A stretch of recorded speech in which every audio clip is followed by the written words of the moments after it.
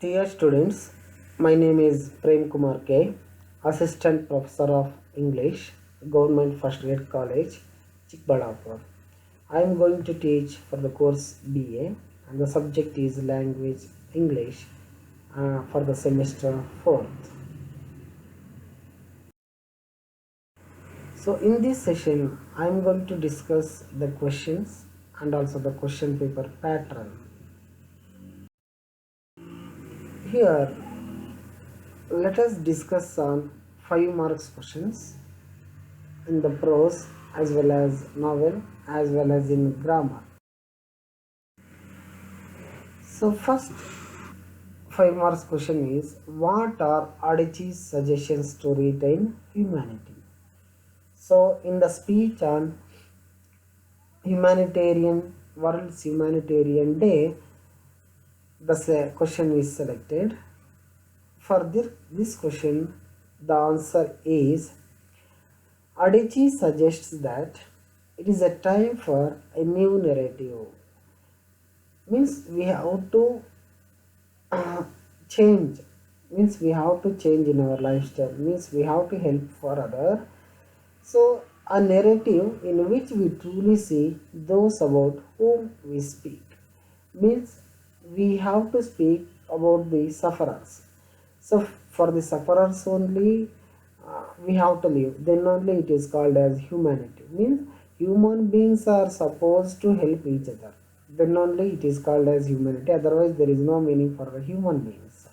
So here we cannot measure. See, she says that we cannot measure our humanity, but we can act on it. Means there is how much humanity, how many members you have helped. We cannot measure all those things, but we can act, we can help others. So that is what we have to see.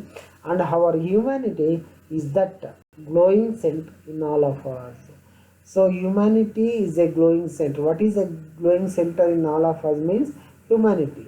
So humanity is very important in order to maintain a certain relationship in this world. So because we are all human beings, we are living in organization, we are living in what we call friendly nature. We are there will be a relationship between each other. So that is why humanity plays a dominant role in human beings, and it is what makes us speak up about an injustice. So when there is injustice means immediately people speak against it, so they oppose that injustice. And even when that injustice does not personally affect us, even though injustice not happens to us, it happens to others, means then we strike against it, we oppose it, we protest it. So it is also called as what we call humanity. Humanity means not supporting only one, it is the protest against injustice, protest against sufferer, protest who protest against injustice, and support who suffered.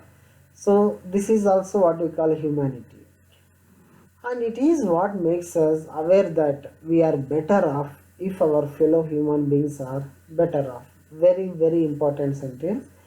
If we are good, if we others are good, we are good. If others are better, we are also better. If others are best, definitely we are best. This is what we have to understand as human beings. Then only there will be meaning for human beings, otherwise there is no meaning. And in the next question, how does Emmanuel become an inspiration and role model to the speaker? For this question, Emmanuel could have said no when Goji's parents went there for help. He could have said no. Emmanuel could have said no, and of course there are many reasons for him for saying no, but he did not say no. Instead of that, he said yes. In spite of many difficulties, he said yes. So that is what we call humanity. And his reason for saying yes was his humanity. So what when he says yes, definitely it is what we call humanity. And that is what Gozi says, that we have to create room for people. We must help for people.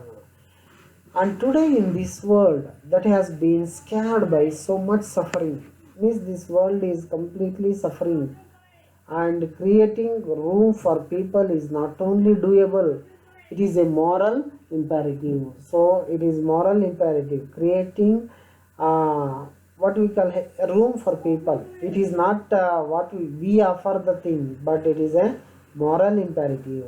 Means one must do it. One must do it. That is what moral imperative. And it is the moral imperative of our time, because many people are suffering, many people are completely suffering. So that is why it is a moral imperative, he says. In this way, Emmanuel became an inspiration and a role model to the speaker. So that is what we have to understand about this. And what advice does Sandhya Suri give for women aspiring to join Navy? So if women are looking at it as a career and a job, please don't join and undermine their initial efforts to utter pride in serving the nation. So women must see the career as a job. They should not join if they are not interested, because it is a pride to serve the nation. Join because the pride of having the privilege fills your heart. If you have a lot of love towards the job, lot of love towards the country, then you join. There will be privilege of your heart, because you have to work hard. If you feel satisfaction about your job, then you love it and you do it very what we call with utmost happiness.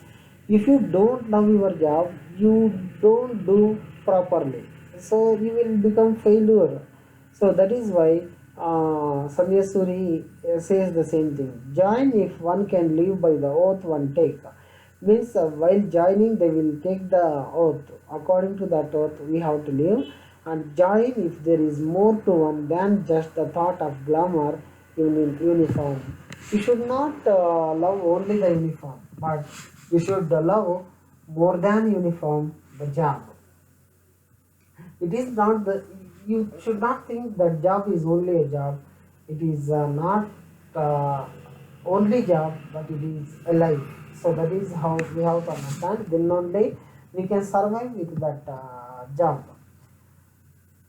And join only if one can put her country before herself. Means we have to struggle for our country, her sheep, and before herself, our team before herself, and lead by example.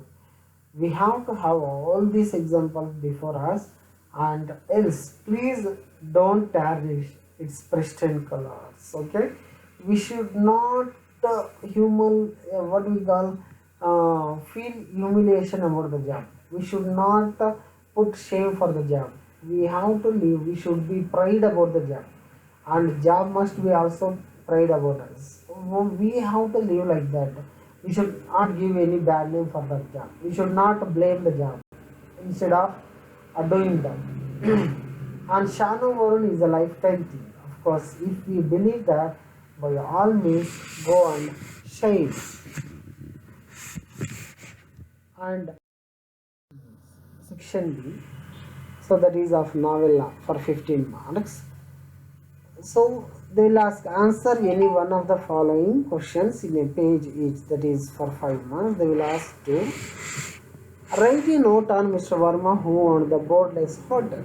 So Mr. Verma liked talkative man very much, and he was always eagerly waiting for his arrival at his hotel. He was actually a journalist, and he belongs to a rich family on Kabir Street, and he liked to be active. He used to go to the library along with Sambo, along with his neighbor. One day he meets Mr. Ran in the library, and takes the author outside to talk to him. They start conversing with each other. By then, Mr. Ram says that he wanted help from the narrator to accommodate him. So the visitor intended to collect the information in the town hall library and had to make a field visit. He requests talkative man to take him there. The narrator takes Mr. Ran to search the room but failed to accommodate. Ultimately, the narrator takes him to his house on the Kabir Street. So these were the main points. Of course, you have to write in your exams. And talking about 10 marks question, discuss on the significance of the title Talkative Man. Only important points I mentioned here. Talkative Man tells us about his personality in the beginning of the novel. He claims himself to be a talkative man, like to talk about many topics to whoever he come across us. Many people disliked him for his continuous talking, but Mr. Verma liked his speech and always eagerly waiting for his arrival at his hotel.